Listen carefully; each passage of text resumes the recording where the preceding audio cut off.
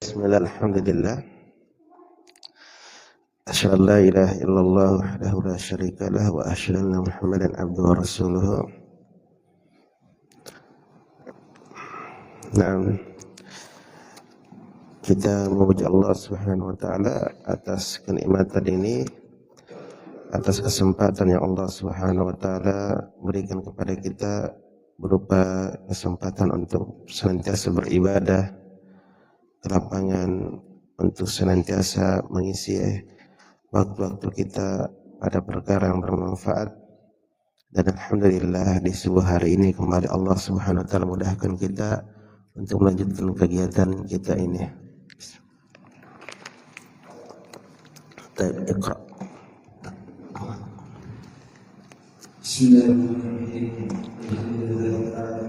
Salatu wassalamu ala asyrafil mursalin wa ala alihi wa sahbihi ajma'in. Allahumma ighfir lana wa walidina wa ikhwanina wa jami'il muslimin wal muslimat wal mu'minin wal mu'minat wan nas ajma'in. Qala Syekh Muhammad Nasir As-Sa'di rahimahullahu ta'ala wa man yu'addi an 'abdihi wa ibadahu wa inna wa Baik. Alhamdulillah di subuh hari ini insyaallah taala ini adalah pertemuan terakhir di dalam pembahasan manzumah al-qawaidul fiqhiyah ini sesuai dengan apa yang dibawakan oleh Syekh Abdul Rahman Nasir As-Sa'di rahimahullah taala, di mana manzumah ini berisi 49 bait syair. Dan yang bait pertama dan bait sampai bait ke-10 berupa muqaddimah dari penulis, dari pujian, kemudian dari sholawat, serta penyebutan tentang keutamaan ilmu secara umum dan penyebutan tentang manfaat dari ilmu usul fiqh ini. Kemudian beliau katakan, an-niyatu syartun li sa'iril amal biha shalah wal fasadu lil amal. Ini berkaitan tentang setiap amalan itu dipersyaratkan padanya amal, karena dengan amal itu seluruhnya bisa menjadi bagus, atau seluruhnya dengan niat tersebut seluruhnya menjadi bagus atau rusak amalan itu. Ad-dinu mabniun 'alal masalih fi jalbiha wad dar'ul mahdhal qaba'i. Di mana penulis mengatakan agama itu dibangun di atas maslahat. Ini asal agama kita.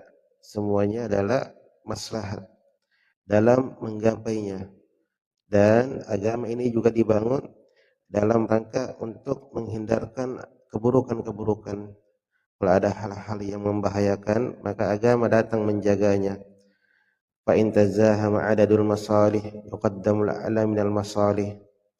Di mana apabila bertemu antara dua maslahat, maka syariat menganjurkan kita agar kita memilih maslahat yang lebih besar, manfaat yang lebih besar. Kalau kita tidak bisa amalkan sekaligus, demikian sebaliknya, wadidduhu tazahumul maqasid wadidduhu tazahumul mafasid yurtakabul alina minal mafasid. Sebaliknya, ya, syariat ini itu memberikan arahan apabila al-mafasid itu berbenturan bersamaan datangnya, maka syariat memperbolehkan agar kita mengambilnya walaupun tidak terjatuh pada kesalahan, tetapi kita diarahkan untuk terjatuh di dalam yang paling ringannya dari mafasid tersebut. Wa min qawaidil syar'iyyati at-taysir fi kullin amrin nabahu ta'sir. Dan ini juga memberikan faedah kepada kita. Syariat itu datang memberikan kaidah bahwasanya semuanya adalah kemudahan, dan pada setiap perkara yang sulit, kemudahan itu akan datang menggantinya.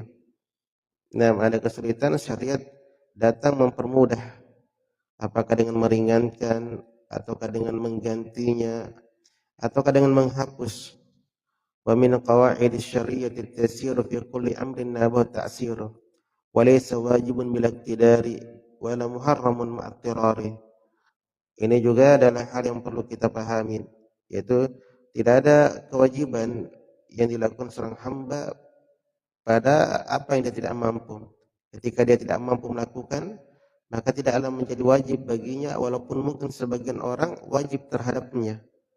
Nah, dan tidak ada perkara yang haram ketika terpaksa, ketika terdesak. Walaupun orang lain ketika melakukannya menjadi haram baginya, tetapi bagi dirinya tidak haram karena dalam keadaan terdesak. Wa kullu mahdurin mad-darurah biqadri ma tahtaju al-darurah. Setiap perkara yang diharamkan itu boleh dikerjakan kalau bahaya, tetapi kadarnya kita manfaatkan perkara yang haram itu sesuai kadar saja apa yang kita butuhkan.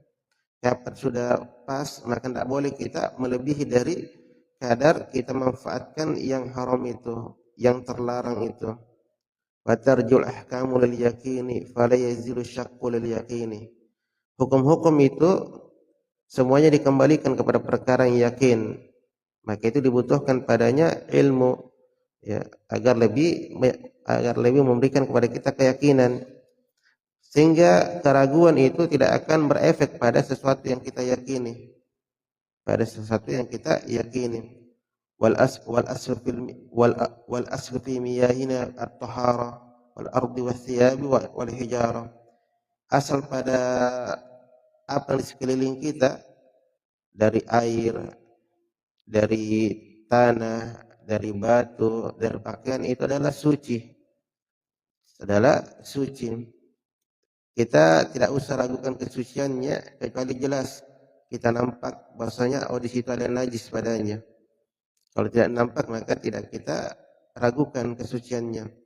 Wal aslu fil abdha'i wal luhumi wan nafsi wal amwali lil ma'sumi tahrimu hatta ji'al hillu fafham hadakallahu ma yamallu.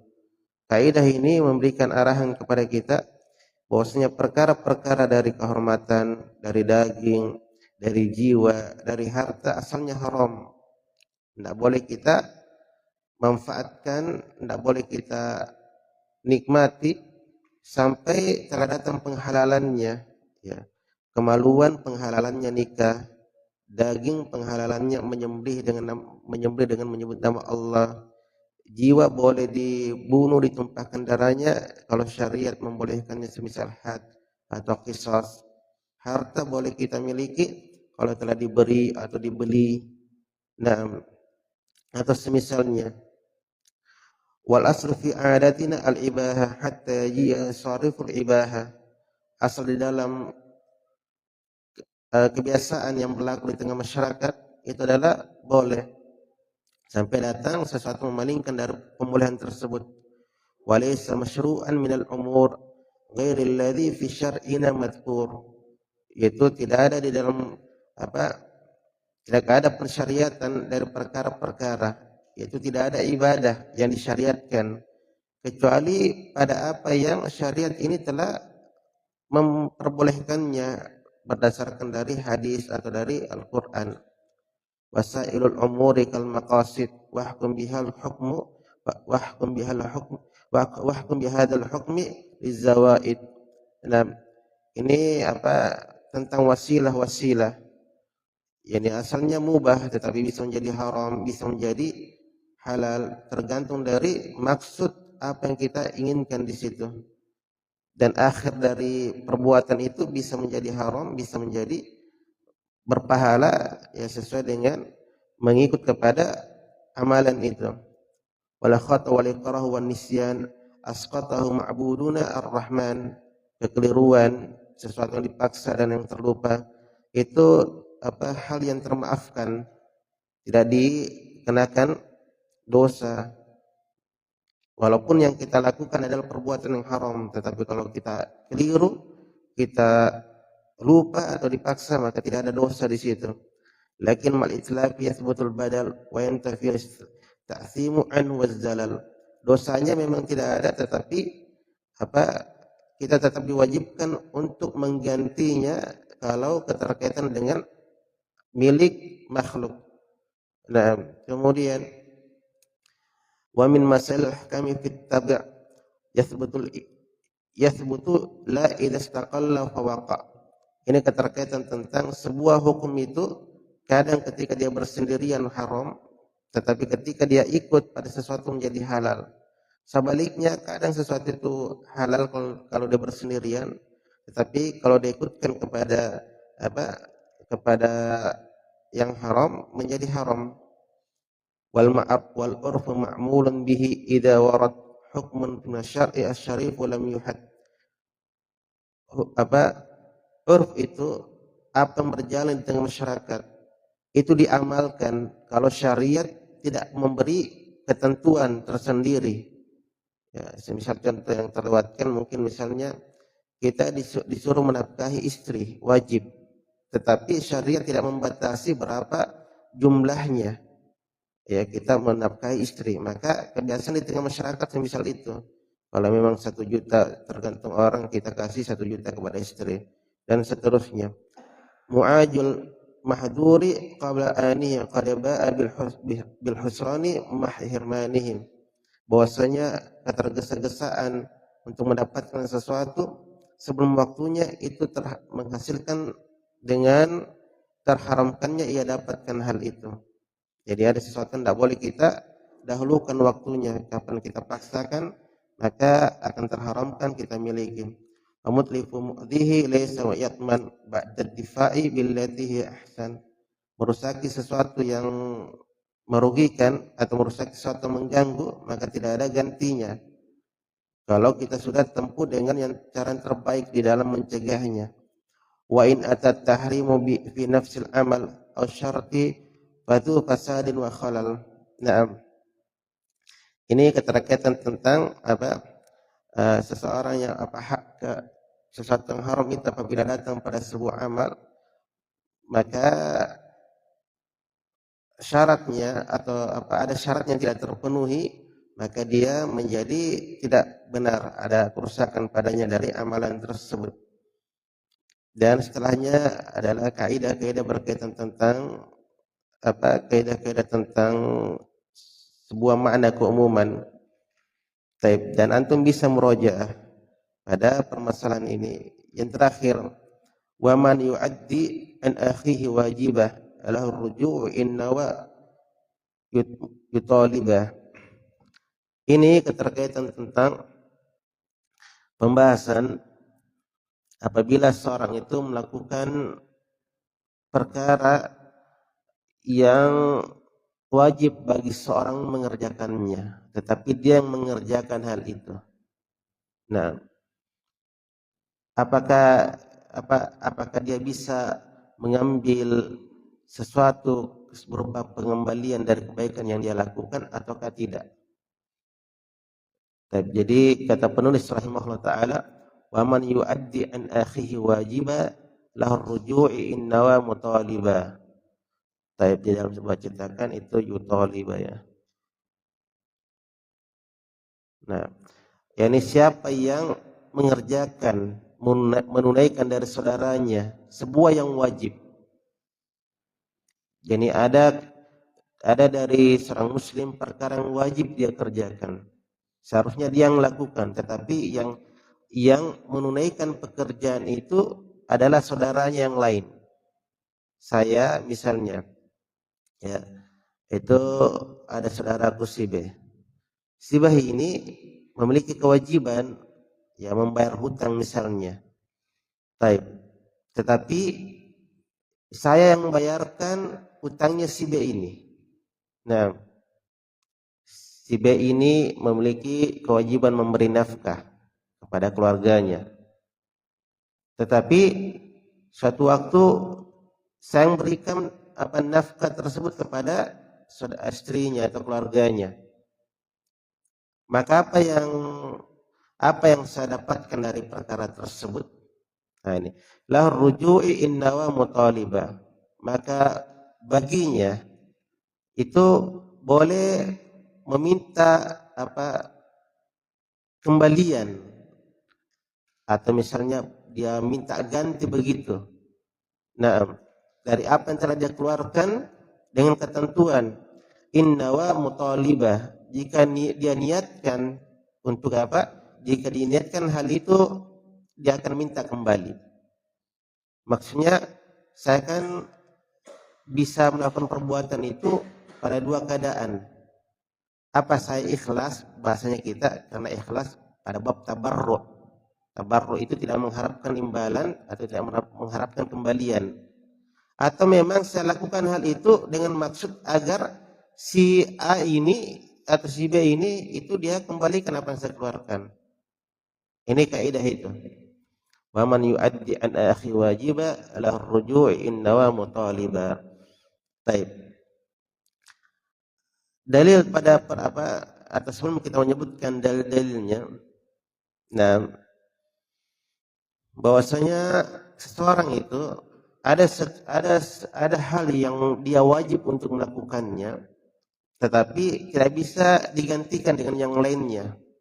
Tidak bisa tergantikan dengan yang lainnya. Maka pada permasalahan ini ya tidak bisa orang lain melakukan kewajiban orang itu. Semisal apa? Diselatkan di situ.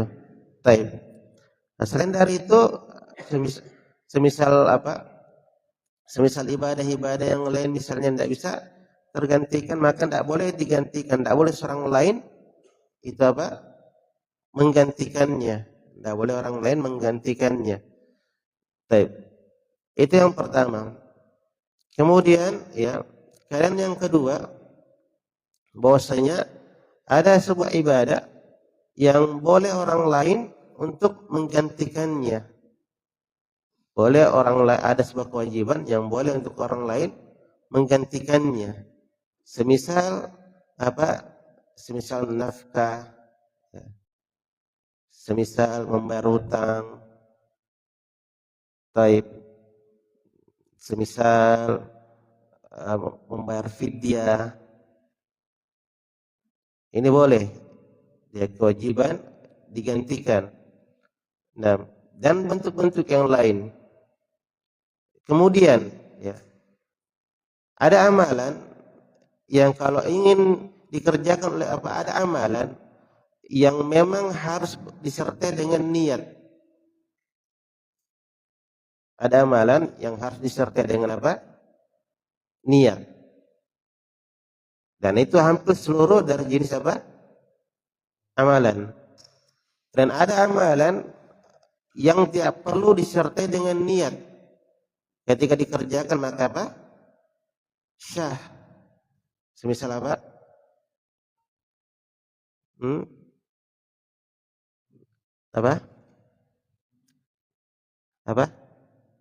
Berudu.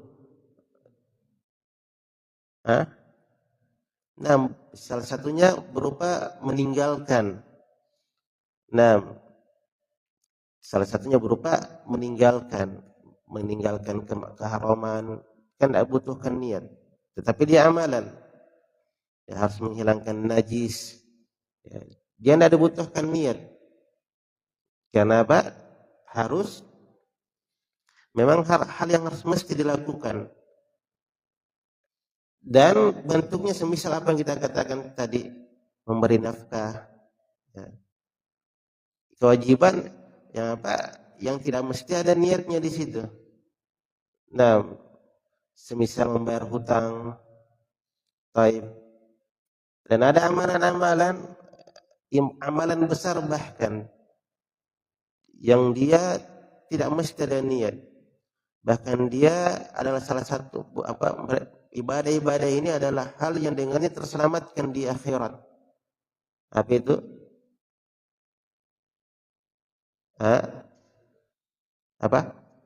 Bukan.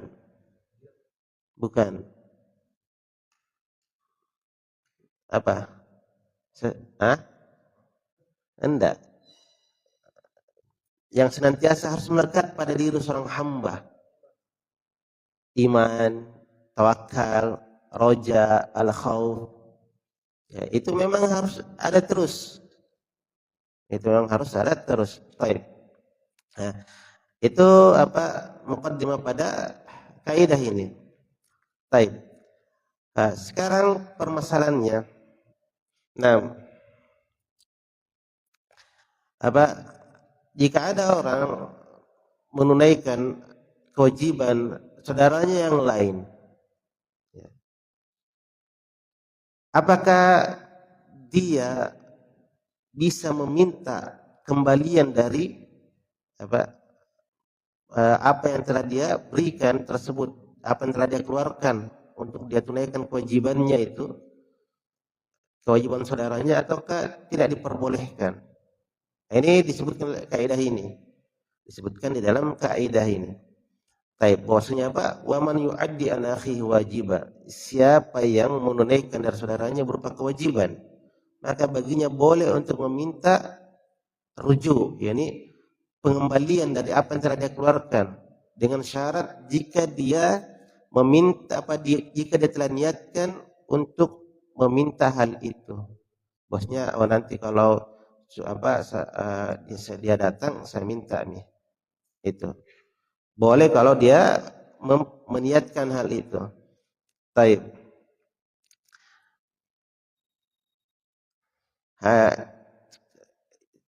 Kemudian dalam hal ini kita katakan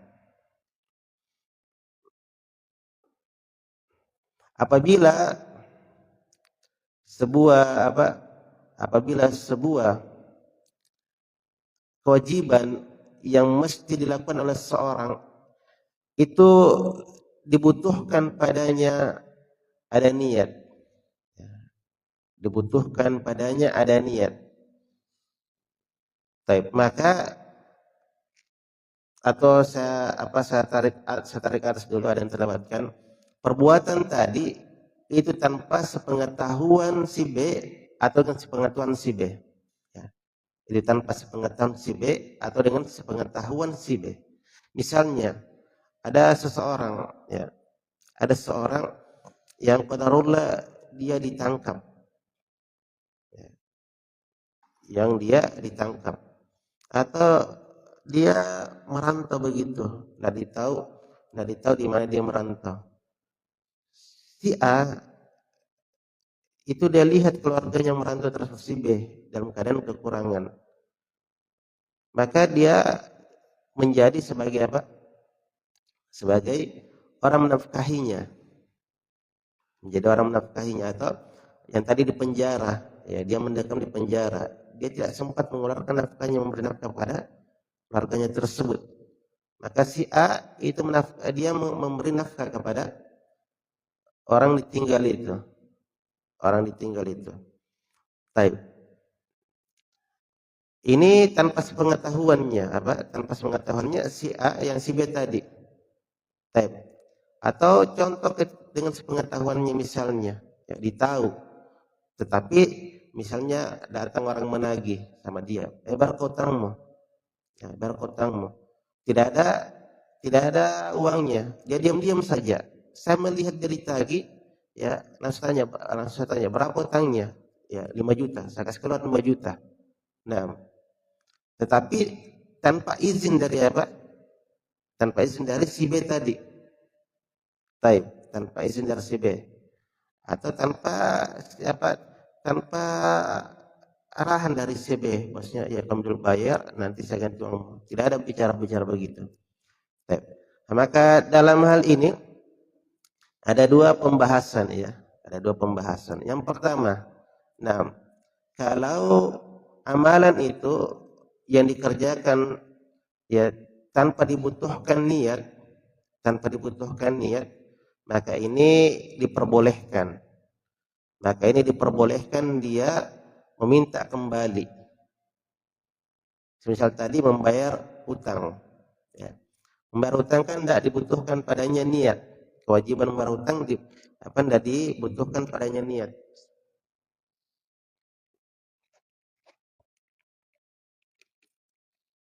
Demikian juga menafkahi anak, menafkahi orang tua yang kekurangan pada bab menafkahi tidak dibutuhkan padanya niat. Taib. Nah, maka keadaan ini pada dua hal. Pada dua hal. Kalau dia lakukan hal itu tidak ada niat, tidak apa si A melakukan hal itu kepada si B tadi, tidak ada niat untuk bosnya nanti kedepannya saya minta kembaliannya atau saya minta uangku yang saya telah keluarkan. Maka kapan dia minta, ini haram. Ini tidak diperbolehkan. Paham di sini maksudnya? Ya. Kan ada tiba-tiba ya refleks anggaplah refleks atau ya dari bab persahabatan saja semisalnya. Jadi dia melakukan tabarruk begitu, berbuat baik sama saudaranya. Ya, atau apalagi keluarga yang di penjara tadi adalah keluarganya misalnya. Nah, ada hubungan keluarga, daripada terlantar dia yang menafkahi begitu. Nah, pas keluar dari penjara, nah maka tidak boleh dia bilang sini semua kembalikan semua uang yang telah saya nafkahi keluargamu. Maka ini tidak diperbolehkan. Ya. Kenapa? Karena awalnya tidak ada niat untuk dia meminta, cuma kerelaan hatinya saja, tabarruk saja. Dia tidak niatkan memang dari awal untuk meminta kembali. Ini tidak diperbolehkan untuk apa? Menarik kembali, meminta kembali apa yang telah dikeluarkan. Apa yang telah dikeluarkan.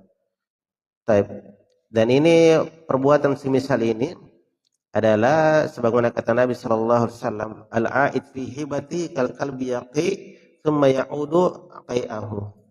Orang yang menarik kembali hibahnya, pemberiannya, itu semisal anjing yang dia muntah kemudian dia makan kembali muntahnya.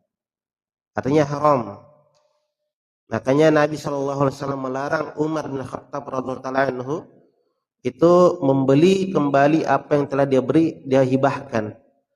Umar pernah memberi seseorang kuda kepada orang berjihad di jalan Allah. Tetapi orang ini dia tidak memanfaatkan kuda tersebut. Maka Umar ingin membeli kembali apa yang telah dia beri. Dia pergi berkata kepada Nabi menjelaskan hal itu. Maka Nabi katakan jangan kau lakukan. Ya. Karena kapan kau lakukan itu semisal anjing yang menarik yang dia muntah kemudian dia memakan muntahnya kembali. Ini jadi semisal itu. Ya. Ada kita lihat teman kesulitan kita bantu. Ya. Tanpa adanya kerelaan tanpa adanya maksud bahwasanya nanti saya minta ganti. Nah, ada istilahnya dia terhimpit hutang, dia lunas semua hutangnya, tiba-tiba kita bangkrut begitu. Ya, langsung kita bilang, sini tolong dulu kasih kembali apa yang telah saya keluarkan. Maka ini tidak diperbolehkan. Keadaan kedua, kalau dia sejak awal memang meniatkan hal itu. Sejak awal dia meniatkan hal itu, maka ini diperbolehkan. Ini diperbolehkan. Taib. Ini dia melakukan hal itu karena dengan maksud kedepannya nanti saya minta saja, ya, saya minta kembalian kepada si B karena saya telah membayar hutangnya, daripada dia di penjara atau maka tidak mengapa hal tersebut. Taib. Semisal contoh yang lebih sering ya, misalnya ada barang wadiah. Nah, misalnya ada ikhwan, anggaplah ikhwan jauh, menelpon, akhi saya mau menyeberang, ya, bisa saya simpan mobilku di rumah tak? Nah, ketika dia bilang iya, dia simpan. Kadang di dalam proses disimpannya itu butuh perawatan misalnya. Apakah tiba-tiba kotor, dia cuci, dia bakar pencucian mobil, ataukah dia pokoknya dia rawat sehingga ada biaya yang keluar. Dua keadaan yang dia lakukan, dua keadaan yang menimpa pada dirinya. Dia lakukan hal itu karena karena tabarruk saja. ingin berbuat baik saja, ya, tanpa mengharapkan imbalan, atau dia ke depannya nanti orang punya mobil ini kembali baru saya tagih. Saya beri alasan bahwasanya apa? eh, Daripada begini akan rusak. Nah, kita tadi kembali, kalau dia melakukan tabarruk, kapan dia minta ke depannya ketika yang punya mobil kembali, maka ini tidak diperbolehkan. Tetapi kalau dia sudah niatkan awalnya, nanti ke depannya Pak, nanti ke depannya saya minta, maka boleh. Atau semisal contoh-contoh yang lain, nah, dari barang-barang perlu perawatan, dari barang-barang yang perlu perawatan. Atau semisal seorang wanita yang ditalak sementara hamil, Nah, setelah melahirkan otomatis selesai apa masa iddahnya. Berarti tidak ada kewajiban bagi mantan suami menafkahi istri. Yang ada kewajiban apa? Mantan suami menafkahi anak. Tetapi si mantan istri ini boleh dia minta pada suaminya, mantan suaminya. Untuk pribadinya dia, bukan untuk apa? Anaknya. Nah, boleh. Kalau dia minta untuk anaknya, memang boleh. Karena apa? Karena wajib baginya untuk apa? Dia nafkahi. Tetapi untuk dirinya, apakah boleh? Boleh. Asalnya tidak. Karena sudah tidak ada lagi apa? Hubungan. Tetapi pada proses menyusui, ya, itu boleh dia apa? Dia meminta upah dari mantan suaminya sesuai dengan biasanya, misalnya berapa nilai susu begitu, ya, tentunya mahal-mahal. Nah, maka boleh. Ini sebagaimana di dalam Al-Qur'an. Allah Subhanahu wa taala berfirman, "Fa in arda'na lakum fa'atuhunna ujurahunna." Kalau mereka menyusui anak-anak kalian, maka berikan kepada mereka upah-upah mereka, gaji-gaji mereka. Jadi si ibu ini kan bukan kewajibannya untuk menafkahi anaknya. Naam, bukan kewajibannya, kewajiban suami. Tetapi kalau ibu ini ikut dalam maksud membesarkan, dia keluarkan biaya-biaya untuk menafkahi, bahkan dia susui, maka boleh dia minta uang kepada mantan suaminya, bahwasanya sini uang sebagai jiku. Ya, karena kalau saya tidak ini terlantar anakmu, maka boleh dia lakukan hal itu. Tetapi kalau dia dengan kerelaan, artinya dia dia bayar biaya sekolahnya anaknya dengan kerelaan, maka tidak ada harus semisal apa yang kita katakan tadi. Baik. Kemudian ya, keadaan jadi keadaan pertama tadi bosnya, kalau ibadah itu butuh dengan niat. Nah, butuh dengan niat, maka boleh. Tidak dibutuhkan niat. Tetapi kalau ibadah yang padanya dibutuhkan niat, maka tidak boleh dilakukan semisal itu.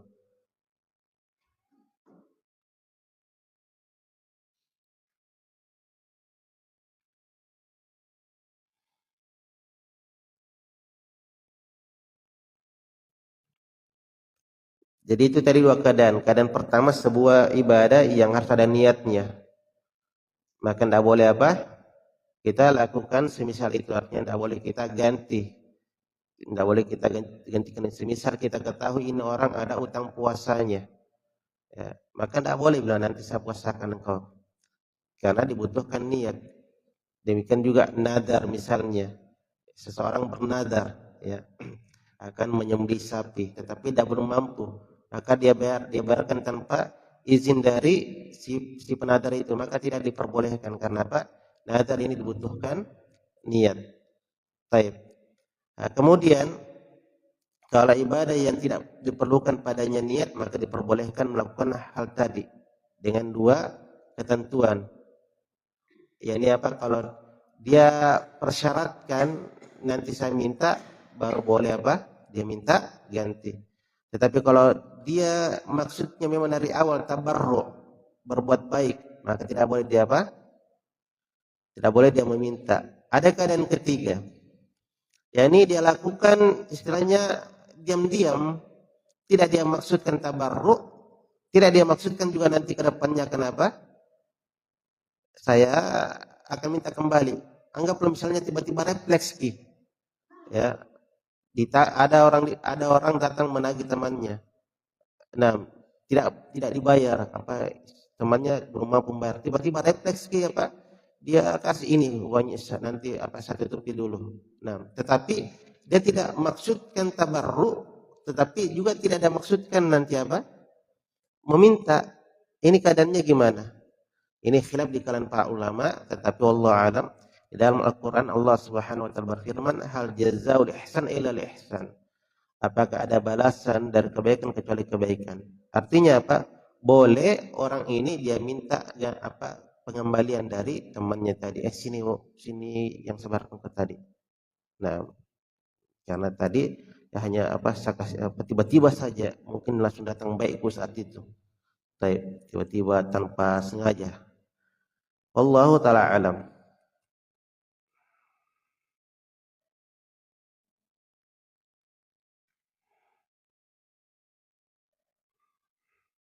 Kemudian ya kaidah berikutnya. والذي رحمه الله تعالى والواجب الطبعي عن الإسلام الواجب الشرعي بالإقرار. Baik.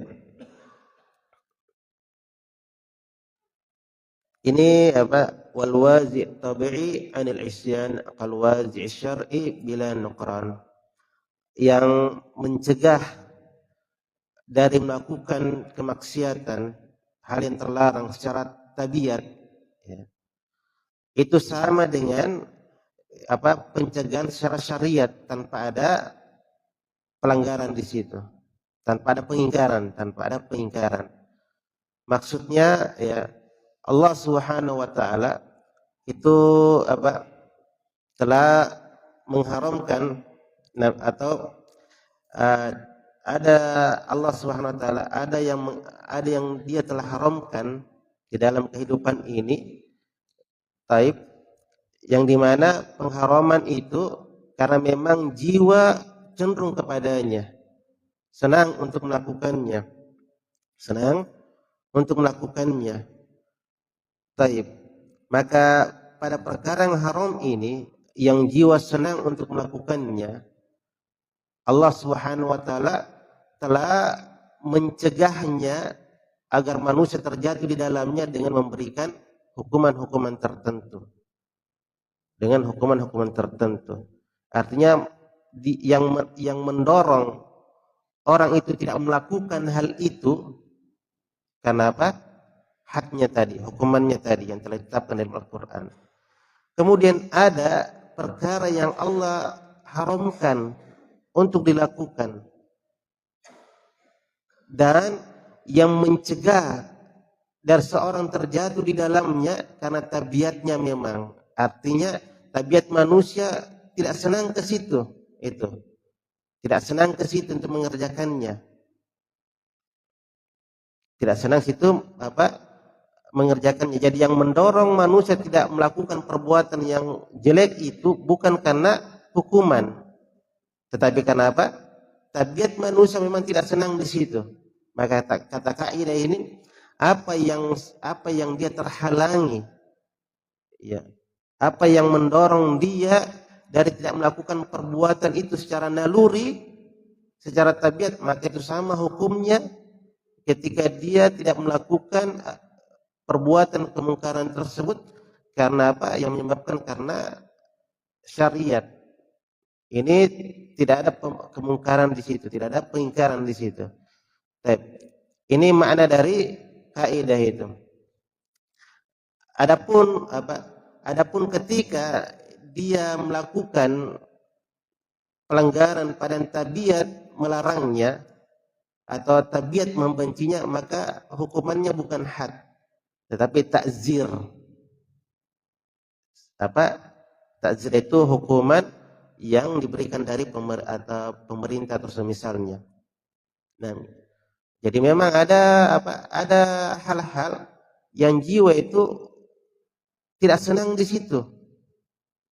Jiwa itu tidak senang di situ. Sehingga kapan dia terhenti tidak melakukannya karena jiwanya yang tidak senang, maka itu sama hukumnya dia berhenti karena syariat yang melarangnya. Ya, dia diberikan pahala ya, walaupun dia berhenti bukan karena karena syariat yang syariat, tetapi karena jiwanya memang yang tidak senang di situ. Semisalnya memakan semisal atau penerapan kaidah ini misalnya di dalam contoh-contoh, misalnya dilarang orang sholat di WC, ya. Terlarangnya orang sholat di WC karena asalnya memang jiwa tidak senang di situ, sesuatu yang jijik, sesuatu yang menjijikkan. Semisal ada orang mengaku pengakuan seorang fasik, bahwasanya saya ini tidak cocok melakukan ini karena saya ini jelek orangnya, fasik orangnya, maka persaksian ini itu diterima. Kenapa? Karena secara naluri tidak ada orang yang ingin menjatuhkan dirinya, tidak ada orang yang ingin mencederai dirinya. Baik. Contoh lain, ada orang terlarangnya kita terjauhnya kita dari makan serangga-serangga. Syariat itu memang mengharamkan makan dari khaba'ith, salah satunya serangga-serangga. Nah, maka ketika kita terlarang atau terhenti darinya, maka itu sama dengan kita terhenti dari melakukan kemaksiatan karena syariat yang melarangnya. Seolah-olah syariat yang melarangnya. Tapi itu penerapan kaidah ini. Nah, dan dengan ini berakhir sudah kaidah kita, wal wazi'ut tabi'i 'anil ihsani kal wazi' syar'i bila nuqran. Baik, bacaan terakhir seluruhnya.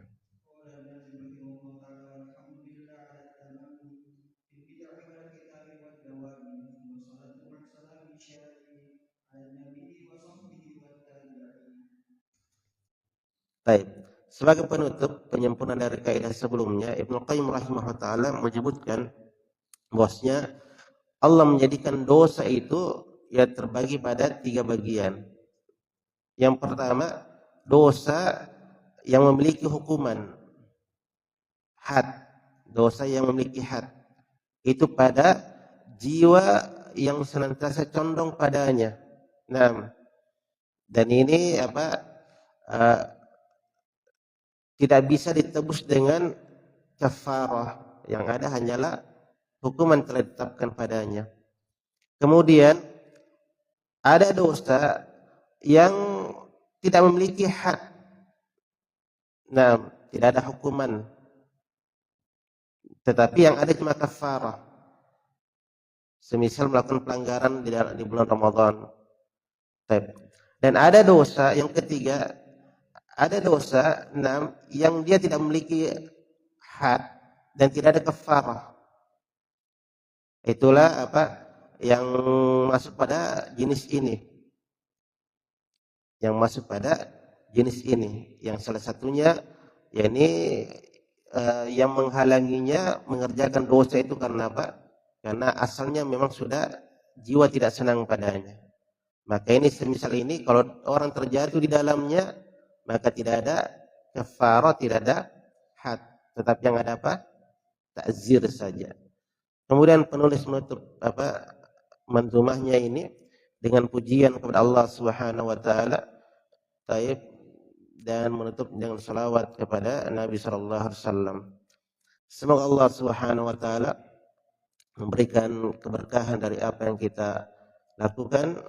Nah, dan ini alhamdulillah ya alladzi bi ni'mati tatimmus shalihat. Semoga Allah Subhanahu wa taala memberikan pahala dari apa yang telah kita upayakan, memberikan kemanfaatan dari apa yang telah kita pelajari, dan menjadikan bermanfaat kepada diri kita pribadi dan kepada masyarakat secara umum.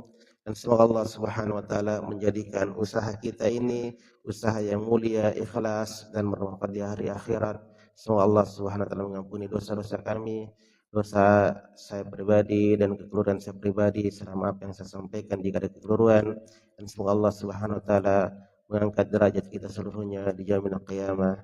Ilahuna walhamdulillahirabbil alamin. Wassalamualaikum warahmatullahi wabarakatuh.